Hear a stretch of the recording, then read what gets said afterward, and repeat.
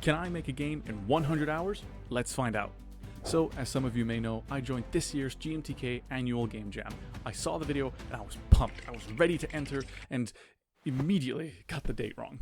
It was actually a month after the video I'd posted. I don't know why, but yeah. Okay, so now I was pumped, alright? I was ready to enter. So, for those who don't know, a game jam is where you enter a competition to make a game in a specified amount of time, usually around a given prompt. Anyways, now just to be transparent, this game jam was actually only 96 hours long, but I chose to include the 4 hours of emotional turmoil I had, okay? Anyway, start the timer. So, the game jam started at 6 p.m. for me, and I was ready. The prompt this year? Built to scale. I was there with my partner and family, thinking about what to make, spitballing some ideas around, and they had actually placed a big sheet of paper in the middle of the room for us to use and brainstorm on, which we actually never ended up using. However, as I'm looking at this piece of paper, folded in half in the middle of the room, it gives me some inspiration. I'm thinking, what about a game where you play as a piece of paper, folding and unfolding into different formats? I thought it would fit the theme quite well, and it would avoid me having to design an overly complex character. So, great. Now, there were a lot of other ideas that were being thrown around, but that's the one I ended up going with. So, we've got ourselves a basic idea. Time for development. So we're about 2 hours in, and development had started. I wasn't quite sure what my goals were for that day, but I worked till about midnight, and by then I had made a basic version of the player model that could fold and unfold itself infinitely. I'm actually quite pleased with how I did it. So I'm going to nerd out for a minute and explain it, but if you don't care about all that, you can skip to this timestamp. So, to keep a long story short, here's how I did it. I ended up managing to make the whole system work with only one single animation, by having the player model that's constantly folded, and if I unfold the paper, it would play the animation. And then at the last frame of the animation, it would snap back to its starting point, rotate the player 90 degrees, and then it would scale it up to match the new paper format. And for folding down, I would do the same, but in reverse. So with that, I managed to make this whole system operate with only one animation and with a bit of occasional jittering. Okay, nerd ramble over. So that was essentially the end of day one for me, as we started quite late. Our core mechanic is functioning. This is great.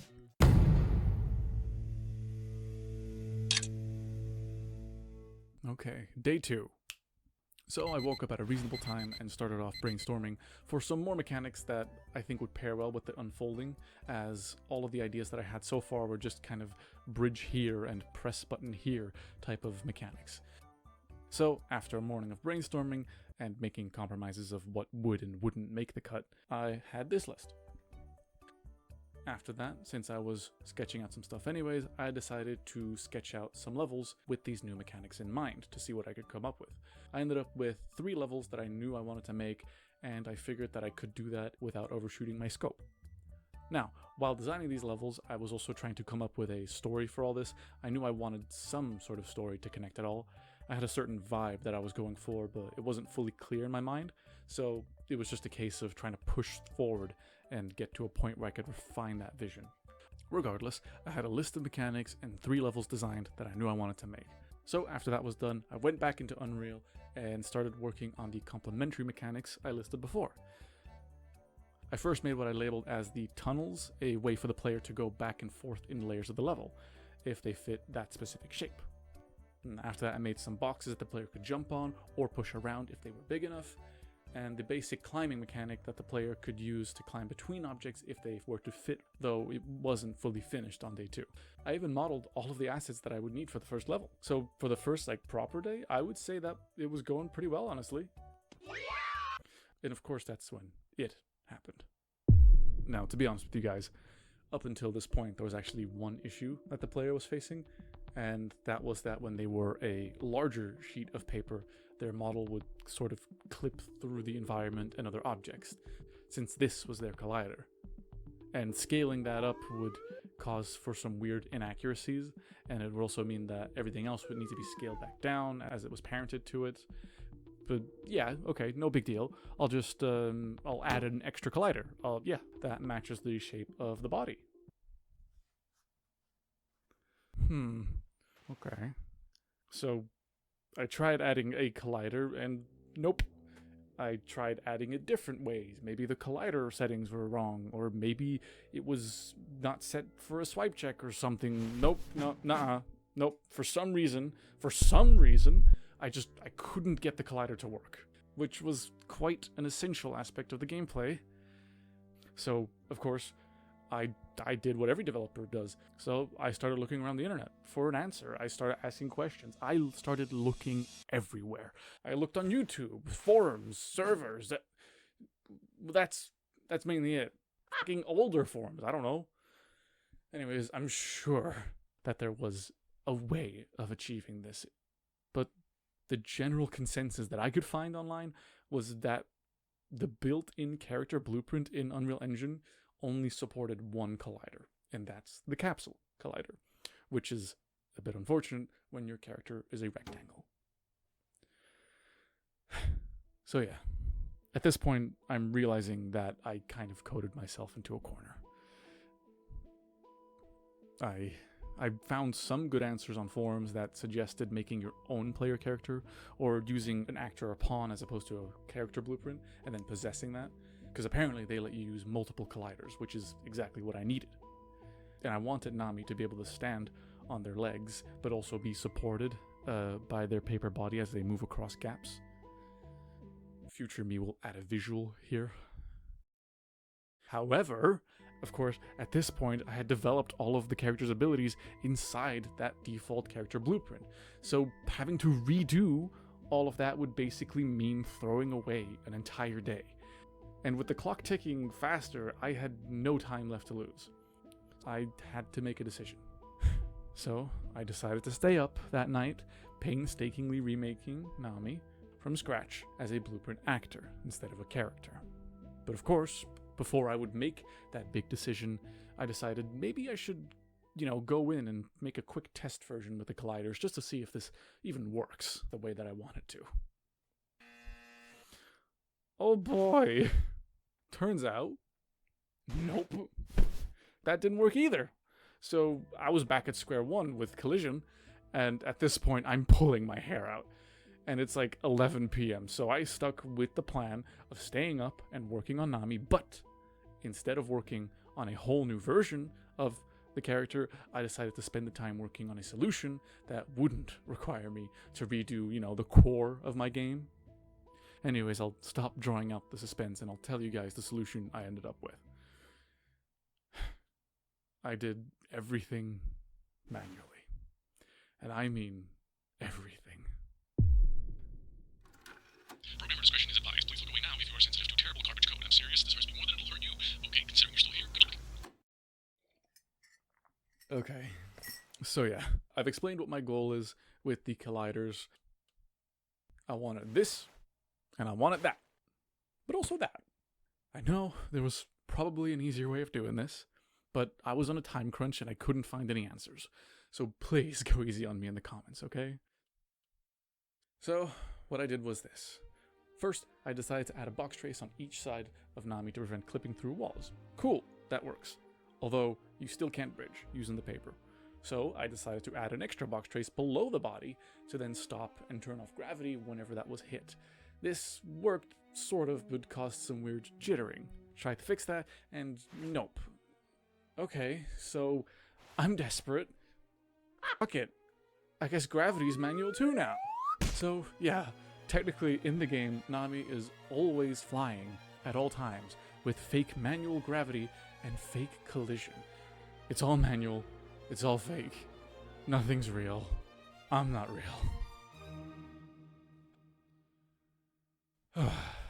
Okay, let's take a breather. I'm sorry you had to witness all that, but you know what the worst part is? I didn't even finish it that night. I gave up and went to bed at like 3 a.m. to get some sleep. So, yeah, surprise.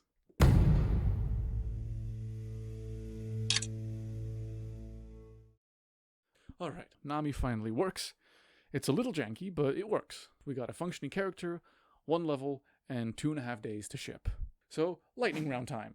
In the span of the following 2 days, I finished all the 3D models for level 2, 3, and now 4, as well as 2 cutscenes reusing a lot of the assets that I built before, built a cute little main menu, didn't bother making a pause menu because time, added a basic saving system so the player can continue their level if the game were to ever quit or crash halfway through, a fun feature I surely won't regret adding later on, added it so the player can now exit pipes when they climb, nice, as well as a layer system for interior sections that I wildly underused in all the level, as well as having a story finished and animating all but the final cutscene. So, now at this point it's like midnight the next day already, and initially I decided that I was going to stay up to work some more and try and get it nice and polished, but I ended up deciding against it last minute for my own health. So, I went to bed and had a good, nice 5 hours of sleep.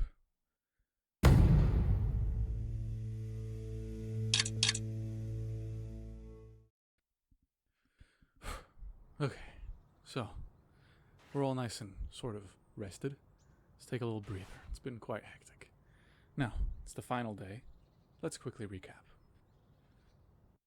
We've got 12 hours left, and we currently have a functioning player with some nice complementary mechanics that function, 3 playable levels, and some fun cutscenes. Now, I had only 12 hours left before the deadline, and I started the morning by quickly looking up and making some sound effects to add to the game, as up to this point there were actually no sound effects whatsoever. Luckily, I managed to cram all of the sound effects in the game quite quickly, as I made sure to add all the blueprint aspects for the sound effects in the early stages, so that all I had to do now was get my sound effects ready and pick which ones I wanted to play. So I managed to save myself quite some time there.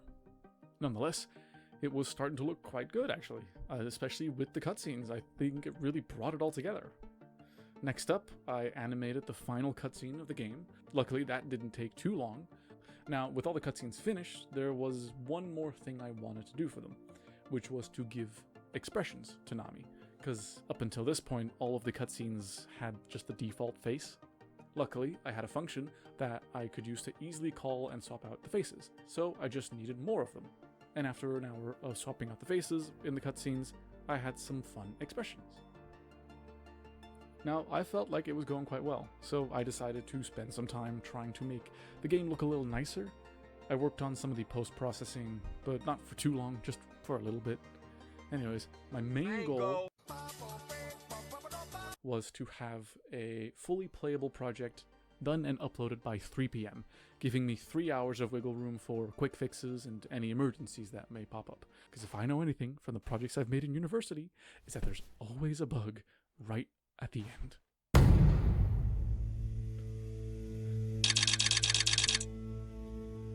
So, after polishing and fixing some final things that took longer than they should have, I finally pressed build, ready to upload version 1.0, so that I didn't have to worry about uploading on time. So my build was ready to go. All I had to do was playtest it, and the player couldn't move past this point for some reason. Yeah, my heart sank as I quickly opened up the engine to try and figure out what was causing this. Turns out the issue was the triggers that I placed down for a piece of dialogue right at the end. Normally, colliders ignore the trigger boxes, but my custom collision system that I made does detect it. So all I had to do was quickly change some stuff around, and boom, done. No issue. So I go through all the levels in the engine just to make sure that everything works just perfectly fine this time. We're all good. Done. Perfect. So I click build again and try out the continue button just to make sure that the saving system... It opened up the last level. I had forgot to reset the save before building. For context, the way that the continue button works is that it checks for a save game, and if there is one, it'll use that and open up the last played level. But if there isn't one, it'll play the opening cutscene as if you were starting a new game. Nice and easy. But I had forgotten to reset it before building. I even added a button in the main menu that I hid away for this specific reason. So I quickly brought back the engine, brought the button back, made sure to reset it, save, boom, build again. And I forgot to hide the reset button. Okay, so at this point, I'm panicking, and I'm angry at my own stupidity. I know, I could have just left it there, and it would have been fine. But no, I don't want that ugly placeholder button in my game.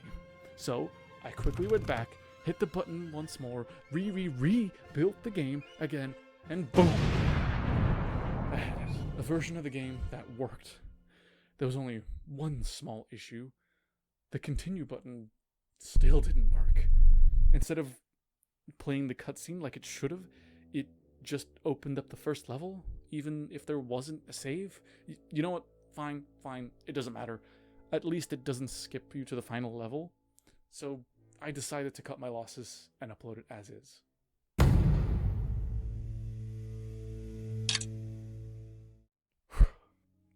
I'm not joking. I uploaded the game with just 5 minutes left on the clock. But I did it.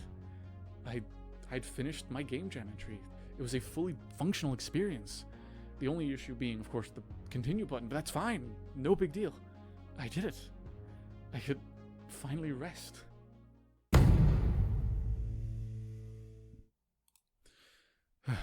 Hi. So, that night, I had a great night's sleep. I slept in for so long. But the jam wasn't quite over.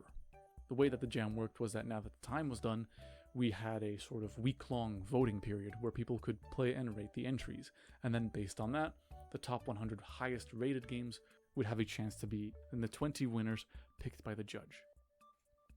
Now, while this was all happening, Mark, the host of the Game Jam, and the judge would livestream himself playing entries from the list at random. You'd have to submit your game in a list, and you'd have a chance to get played on stream. So naturally, I joined the list, although it had like 3,000 entries in there, so the odds weren't exactly great. Now, of course, I was there watching every single stream. If my game was going to be on stream, I was going to be there. So the first stream, I was watching attentively while cooking dinner, though, just for my own sake, I made sure not to get my hopes up too much, because I knew that the odds were kind of stacked against me with like that many entries. But, you know, part of me was still hopeful, to be honest. But day one, no, nothing. That's fine. Day two, once again, nothing. Day three, no. Day four was the final stream. And sadly, as I'm watching the stream, my game hadn't been played. Mark said that he was going to stop after 20 more minutes, and my hopes of getting my game played on stream were crushed. 5-2. This game is called 42 Folds.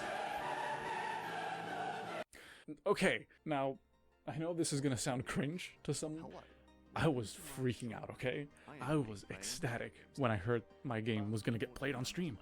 I'm not even joking, I was literally shaking when watching the stream as I'm trying to type in the chat.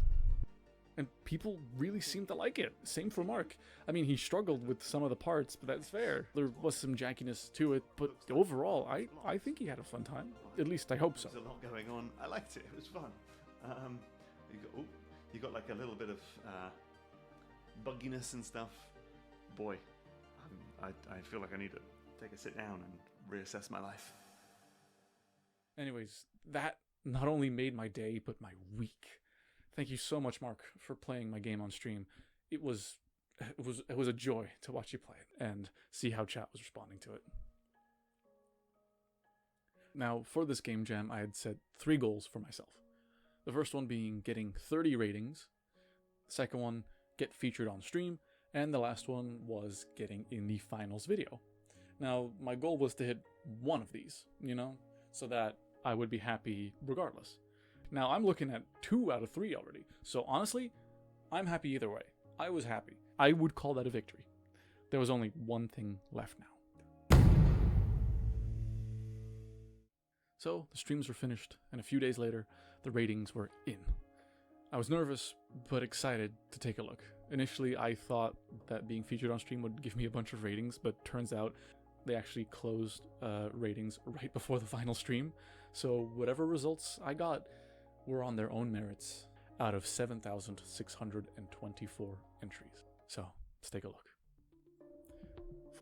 For enjoyment? Okay. It could be better, but still top 25%, so that's not bad. I mean, it makes sense with all the jankiness. Alright, next up. Oh, wow. Okay. I almost made it to the top 100 there. People really seemed to like the art style of the game. I guess it was worth it in the end to take that extra time to make the cutscenes more expressive. And lastly, I was honestly blown away by the results there. I didn't expect to get even close to the top 100 in any category, considering how many amazing creative entries I've seen and played. To everyone who left a rating on the game or played it, I honestly can't thank you enough. I really appreciate it. Now that ends up with my overall ranking of... Okay, you know what? I can't complain there. I think I did pretty well. Still top 25%. Of course, my immediate response was to ask in the server whether the top 100% overall or per category stood a chance in appearing in the video, and Mark did clarify that it was only in the overall category. So that's fine. I'm okay with that. You know what? I've made a product start to finish. I made it into the stream, and I even got like really great ratings for what I expected. So mentally, I'm finished with the game jam and very pleased with myself.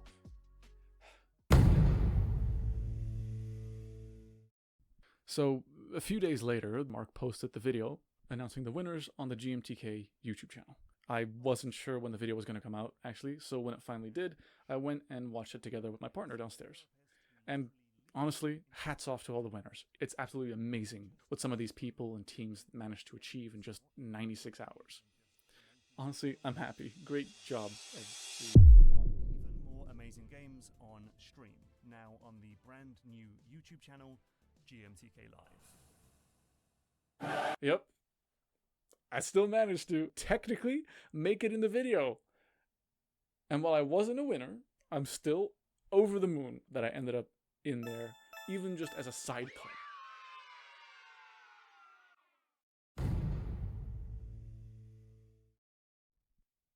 So yeah, that was my journey over the past week and a half. Honestly, it's been an insane ride. And thank you so much to Mark for creating a fun environment for this jam, and to everybody who played the game and liked it on stream. It was honestly a blast. At some point, I'd love to turn 42 Folds into a proper game. My brain's been like passively creating ideas that could be fun to add in like a full version. So let me know if you guys would like to see more of Nami in the comments. This experience honestly did a lot for me. It gave me a huge boost in passion for game development that I kind of lost during my time in university. And I've been making sure to put that passion to use. And just like having that satisfaction of creating a project start to finish, even if it isn't perfect. Thank you guys so much for watching. I hope you enjoyed this very chaotic experience. Now, if you'll excuse me, I'm gonna catch up on some sleep and then continue working on my main project.